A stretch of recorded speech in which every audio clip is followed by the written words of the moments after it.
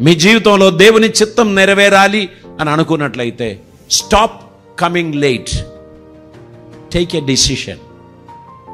From this Sunday I will never repeat it.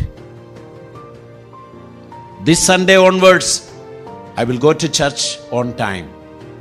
దేవుని వాక్యం నేను వినడానికి ముందుగా అరగంట నా హృదయమును శుద్ధపరచి ఆరాధనలో నేను ఉంటాను అని ఆరాధన మందిరంలో సమయం గడపడానికి ఉన్న ఒక సమర్పణతో మందిరానికి రావాలి.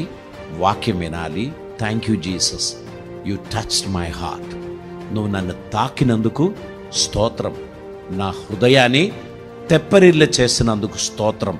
నా మస్టు కరుగ తీసినందుకు స్తోత్రం. కొన్నిటికి గుడ్ బై చెప్పడానికి నాకు సహాయం చేసినందుకు స్తోత్రం. అదేనండి దేవుని చిత్తం.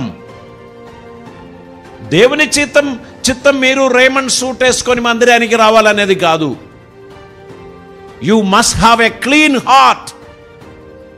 శుద్ధి చేయబడిన హృదయం, కల్మషం లేని మనసు మీరు కలిగి ఉండాలని దేవుడు కోరుచున్నారు. ఎన్ని వేల విలువ కలిగిన బట్టలు వేసుకున్నారు, అది దేవుడు పట్టించుకోడండి. మీ హృదయం అది పవిత్రమైనదిగా, కృతజ్ఞత కలిగినదిగా ఆయన సన్నిధిలో మీరుంటే ఆయన ఆనందిస్తాడు. మీరేదైనా అడగండి, అది మీకు ఇస్తాడు. మొదట ఆయన రాజ్యమును నీతిని వెతకండి, మిగిలినవన్నీ ఆయన మీకు ఇస్తాడు. దేవునికి స్తోత్రం. ఏది తక్కువ చేయడు, ఎందుకంటే ఆయన నీ తండ్రి అయి ఉన్నాడు.